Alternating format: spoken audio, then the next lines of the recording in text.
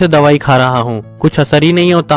अब तो पानी पीने पर भी मुंह दर्द होता है। दवाइयाँ बदल कर देख ले एक बार। ठीक है माँ, मैं देखता हूँ क्या करना है। अच्छा, मैं चलता हूँ। ठीक है। इतना कहकर दीपक ऑफिस के लिए निकल जाता है। ऐसे ही एक दिन दीपक ऑफिस में बैठा काम कर रहा होता है। तभी उसका दोस्त रोहन आता है और कहता है, दीपक चलना आज बाहर का खाने चलते हैं। वैसे ही बहुत दिन हो गए हमने कहीं बाहर का नहीं खाया। यार तू तो जानता है ना मेरे मुंह में छाले हुए हैं। 1 हफ्ता होने वाला है, मुझसे ढंग से पानी तक नहीं पिया जा रहा और तू खाने की बात कर रहा है। अच्छा हाँ, तेरे मुंह में तो छाले हुए है ना। अरे तू छाले ठीक करने वाला पान क्यों नहीं खाता? उससे कुछ ही दिनों में तेरे छाले ठीक हो जाएंगे।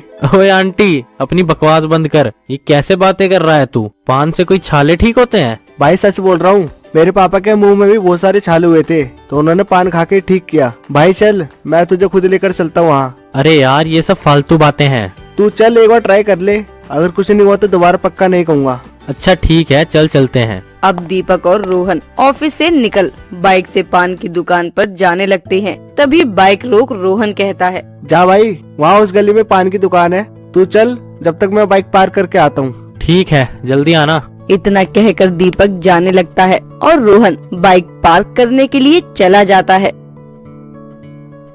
तो ये है वो पान की दुकान, लेकिन इस पर तो किसी लड़की का नाम लिखा हुआ है। शायद उनकी बेटी का नाम लिखा होगा। इतना कहकर दीपक आगे बढ़ता है तो देखता है कि एक बहुत ही सुंदर सी लड़की अपने हाथों से पान बना रही थी।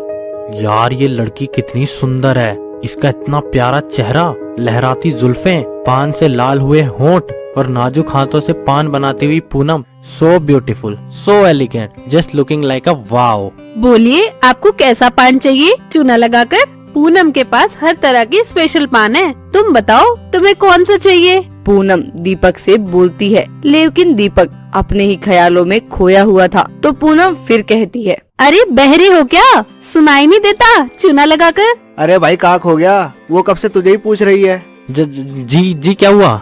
अरे पूछ रही हूँ, कौन सा पान लेंगे चूना लगाकर? जी वो जिससे छाले ठीक होते हैं। हाँ तो ऐसा बोलना था ना, चूना लगाकर। साहब आप तो ख्यालों में ही खोए हुए थे। पूनम दीपक को छाले ठीक करने वाला पान बनाकर दे देती है, जिसे लेकर दीपक अपने घर चला जाता है और बहुत ही जल्द उस पान से दीपक के छाले भी ठीक हो जाते हैं। उसी दिन से दीपक पूनम को पसंद करने लगता है। अब वो रोज ही पूनम का पान खाने जाया करता। ऑफिस में और घर में भी वो उसी के ख्यालों में खोया रहता था। ऐसे ही एक दिन दीपक और उसकी माँ साथ में खाना खा रहे होते हैं। तो खाना खाने के बजाय दीपक अभी भी ख्यालों में खोया हुआ था। तो उसकी माँ कहती है, दीपक क्या हुआ? कौन से ख्यालों में खोया हुआ है? कुछ नहीं माँ, बस सोच रहा हूँ आपकी बहू से कैसे कहूँ कि मैं उससे कितना प्यार करता हूँ। सोच रहा हूँ आज तो उसे बोल ही दूँ। इतना कहकर दीपक खाना खा सोने के लिए चला जाता है। अगले दिन शाम को दीपक फिर पूनम की दुकान पर पान खाने के लिए जाता है तो देखता है कि आज वहाँ कोई नहीं था। पूनम दीपक के लिए पान बना ही रही थी कि दीपक उससे कहता है, पूनम मुझे तुमसे कुछ बात करनी है। मुझसे? मुझसे क्यों बात करनी है चूना लगाकर? पूनम वो मैं कह रहा था कि मैं तुमसे बहुत प्यार करता हूँ, मुझसे शादी करोगी? प्यार मुझसे चूना लगाकर? पर आप तो कितने अच्छे घर के लगते हैं और मैं एक पान बेचने वाली चूना लगाकर। तो क्या हुआ, मुझे तुम्हारे काम से कोई परेशानी नहीं है और वैसे भी शादी के बाद तुम्हें यह सब नहीं करना पड़ेगा। मैं तुम्हारे माता पिता से भी बात कर लूंगा। पर मेरे माता पिता तो है ही नहीं, इसलिए ये काम करती थी चूना लगाकर। फिर तो और भी सही है, बस मेरी माँ को पता नहीं चलना चाहिए कि तुम पान बेचने वाली हो। पूनम दीपक का प्रपोजल एक्सेप्ट कर लेती है और एक दिन अचानक ही दोनों शादी कर सीमा के सामने जा खड़े हो जाते हैं। तूने शादी कर ली? वो माँ, हम दोनों एक दूसरे को पसंद करते थे इसलिए हमने शादी कर ली। मुझसे पूछा भी नहीं? माफ कर दो माँ, ये देखो मैं आपके लिए कितनी सुंदर बहू लाया हूँ और तो और ये घर का सारा काम भी कर लेती है। हाँ माँ जी, चूना लगाकर। अरे ये क्या कर रही हो? माँ को पता चल जाएगा कि तुम पान वाली हो। ठीक है, आगे से ध्यान रखूंगी। दीपक और पूनम के बहुत मनाने पर आखिरकार सीमा उन दोनों की शादी को अपना लेती है। लेकिन सीमा को पूनम के पान बेचने वाली बात नहीं पता थी और दीपक जानता था कि अगर उसे इस बारे में पता चला तो वो पूनम को नहीं अपनाएगी, इसीलिए इस बारे में सीमा को नहीं बताता। तभी एक दिन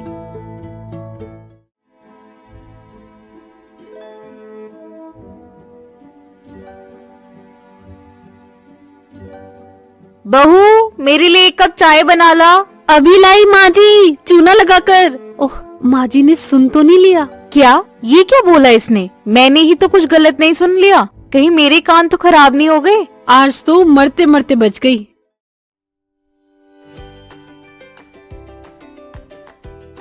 पूनम, ये रोटियां देखो ना कितनी ठंडी हो गई हैं, जरा इन्हें गर्म करके ले आओगी क्या? हाँ हाँ, क्यों नहीं, अभी लाई चूना लगाकर। पूनम की बात सुन उसकी सास उसकी तरफ देखती है, जो देख दीपक का चेहरा पसीना पसीना हो जाता है। तभी वो कहती है, ये क्या बोला इसने? कुछ भी तो नहीं माँ।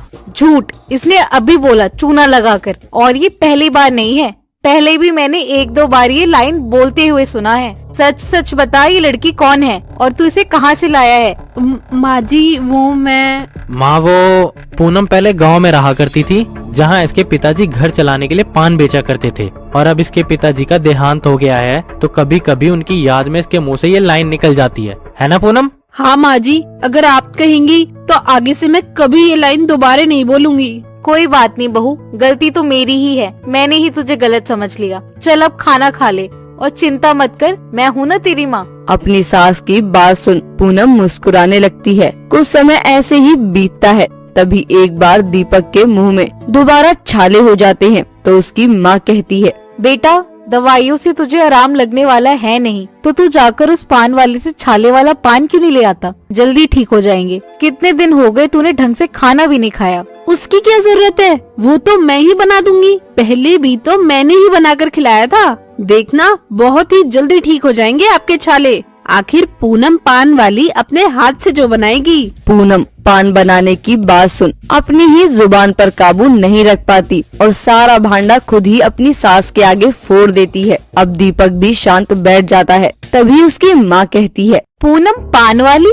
अच्छा, तो तू एक पान वाली है? क्यों दीपक, तूने तो कहा था उसके पिताजी पान बेचा करते थे। चुप क्यों बैठा है? बोलना, तू किसी भी ऐसी लड़की को घर में ले आया और तूने मुझे बताया भी नहीं। बस इतनी ही इज्जत रह गई है मेरे इस घर में, तो यहाँ मुझे रहना ही नहीं चाहिए। मैं अभी ये घर छोड़कर चली जाऊंगी। नहीं माँ, ऐसा मत करो। दीपक अपनी माँ को पूनम के पान बेचने की और उनके मिलने की सारी बातें बताता है, तो पूनम कहती है, माँ जी, अगर आप इस शादी से राजी नहीं होंगी तो हम भी इसे आगे नहीं बढ़ाएंगे। मैं वापस अपने घर चली जाऊंगी।